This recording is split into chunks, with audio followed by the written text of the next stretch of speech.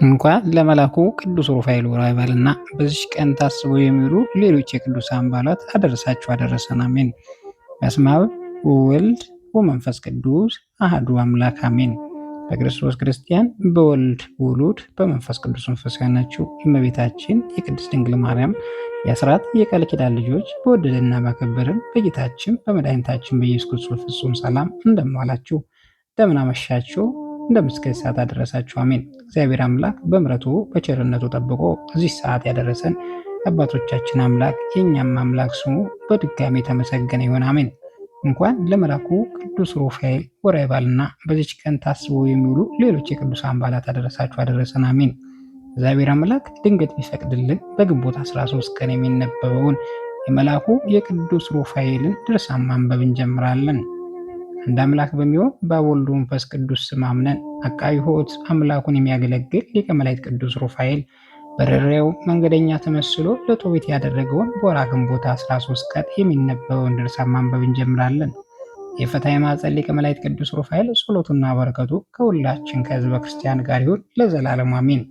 አስቀድመን በተባረከ በወርኃ ሚያዝያ ድርሳኑ እንደነገርናችሁ ጦቢት መንገደኛ ሰው ተመስሎ ያገኘውን ሊቀ መላእክቱ ቅዱስ ሩፋኤል ወደ አባቱ ጦቢያ ዘንድ ወሰደው። ጦቢትም አንተ ወንድሜ ሆይ ከየትኛው ወገንና ሀገርስ ወዴት ነው ሲል ጠየቀው። ሊቀ መላእክት ቅዱስ ሩፋኤልም ወገንና ሀገሬን ትጠይቃለህ ወይስ ከልጅ ጋር የሚጓዝ አገልጋይ ትፈልጋለህ አለው። ጦቢትም ወገኖችና ስምን አውቅ ዘንድ እሻለሁ አለው። ሊቀ መላእክት ቅዱስ ሩፋኤልም እኔ ሳሪያ ዛሬ ያሰኛለሁ የታወቀው የአናንያ የቤተሰብ ነኝ አለው። ጦቢትም ወንድሜ ሆይ ወገንስ ሀገርስ አውቅ ዘንድ ስለጠየቁህ እባክህ ቅር አትሰኝብኝ። አንተማ በእውነትም ከመልካም ወገን የተገኘህ የተባረክህ ነህ። የታላቁ ሳሙኤል ልጅ አናንያ አውቀዋለሁ። ከእርሱ ጋር እሰግድ ዘንድ ኢየሩሳሌም ሂደን ነበር። አብረንም በኩራቱንና የእህላችን አስራት አቅርበናል። እንደ አባቶቻችን ችላ አላለም። ስለዚህም አንተስ ከታላቁ ቤተሰብ ወገን ነህ። ነገር ግን እስኪ ንገረኝ፣ ምን እከፍልሃለሁ? ከልጄ ጋር ስለምትሄድ ዋጋስ በየቀኑ 12 ብር ምግብም ከልጄ ጋር ቢሆን ትስማማለህን? በተመለሳችሁ ጊዜ ዋጋን እጨምርልሃለሁ አለው። እግዚአብሔር የሚፈራ የጦቢያም አባት ጦቢያትና በመንገደኛ ተመስሎ የተገለጸው የቅዱስ ሩፋኤልም እንዲህ በተስማሙ። ጦቢትም ልጁ ጦቢያ መንገዳችሁ ትጀምሩ ዘንድ እንግዲህ ተዘጋጁ አለው። የጦቢያ እናትም ሐና ያዘጋጀችውን ስንቅ ሰጠው። ከዚያም ሰው ጋር በሰላም ትሄዳችሁ በሰላም ተመለሱ።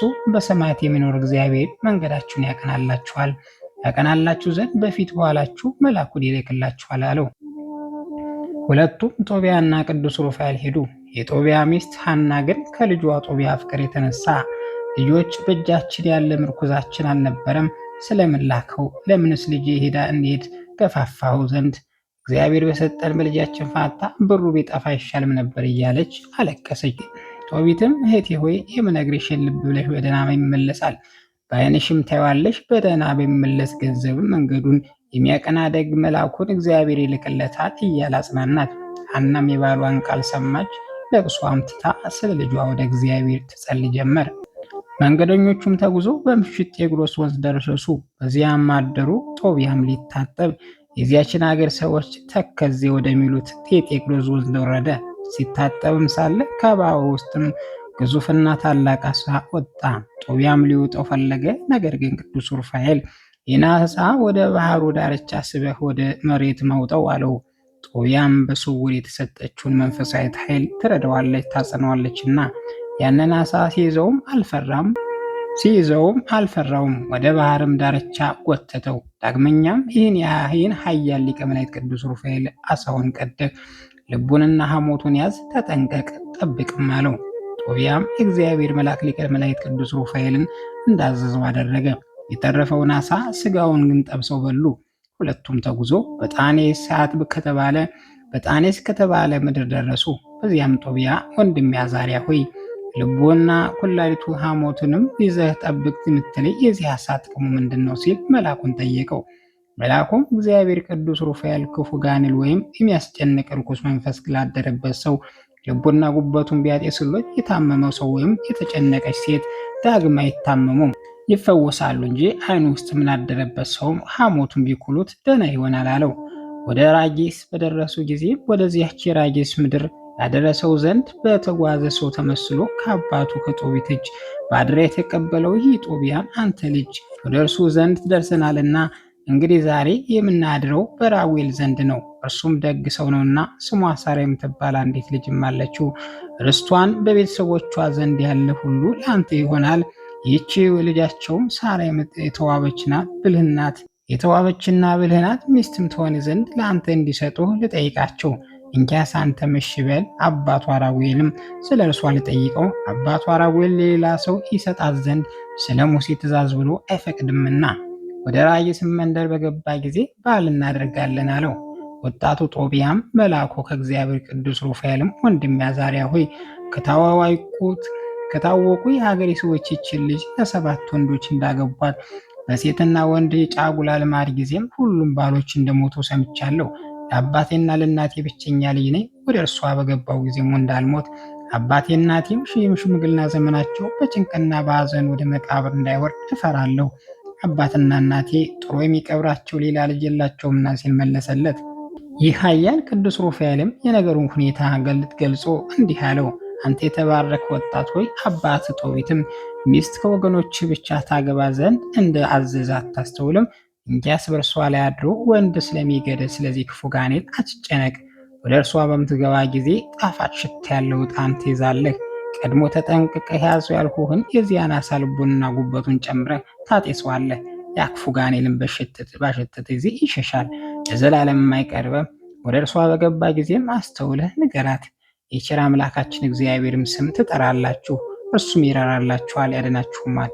ይቺ ልቦ ያዘነ ሳራ ታድናት ዘንድ አንተ ታዘጋጅቶላታልና እንኪያስ አትፍራ። እርሷም ድና ከአንተ ጋር ትኖራለች፣ ከእርሷ ልጅም ታገኛላችሁ አለው። ወጣቱ ጦቢያ መንገደኛ ሰው ተመስሎ ከእርሷ ጋር ያለው የመልአኩን ቃል ሰምቶ አደነቀ። መንፈሱን ፈጽሞ ወደ እርሷ አሳሰበችው። ወደ ራጉኤል ቤትም በገቡ ጊዜም ተቀበለችው። ሳራም በመንፈሳዊ ሰላምታው ደስ አሰኘቻቸው።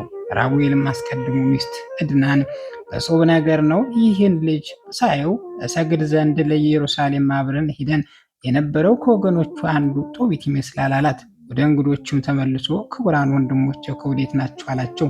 እነርሱም ወደ ነነዌ ከተማረኩ የንፍታሌ ወገኖች ነን አሉት። ራጉኤልም ጦቢትን ታውቁታላችሁ አላቸው። አዎን እናውቀዋለን አሉት።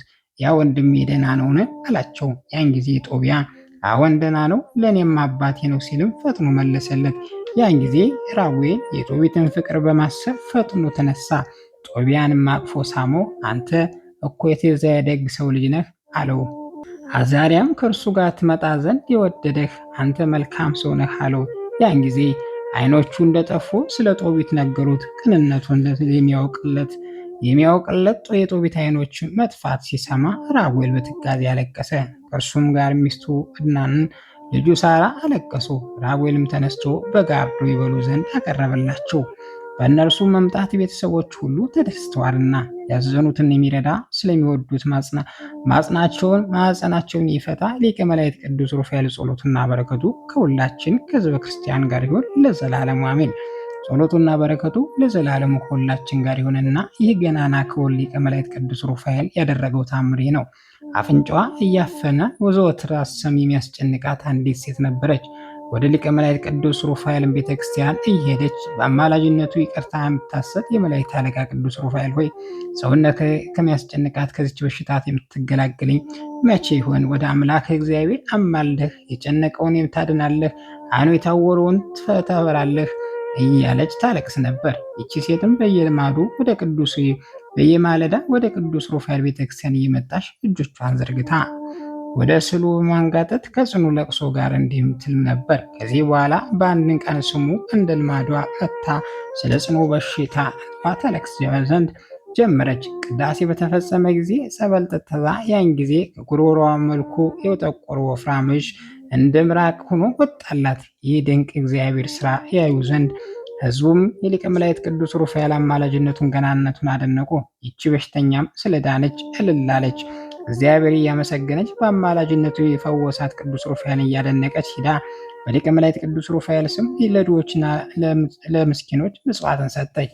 የተወደዳችሁ ወንድሞቼ ሆይ የሊቀ መላእክት ቅዱስ ሩፋኤል የርኅራኄውን ብዛት ተመልከቱ። ከጽኑ ችግር ከጥፋትና ከሞት ጠላት እጅ ያዳናቸው ስንቶች ናቸው። እሱ ይቅርታን የሚያሰጥ ስሙን የሚጠሩ ሁል ጊዜ ምስጋና ወደሚገባው እግዚአብሔር ይለምናቸዋልና። ሊቀ መላእክት ቅዱስ ሩፋኤል ለሚለምንላቸው በዚህ ዓለም ቢሆን በሚመጣውም ዓለም ቢሆን እግዚአብሔር ክብርንና ባለሟልን ይሰጣቸዋል። የሊቀ መላእክት የቅዱስ ሩፋኤል ጸሎትና በረከቱ ከሁላችን ከሕዝበ ክርስቲያን ጋር ይሁን ለዘላለሙ አሜን።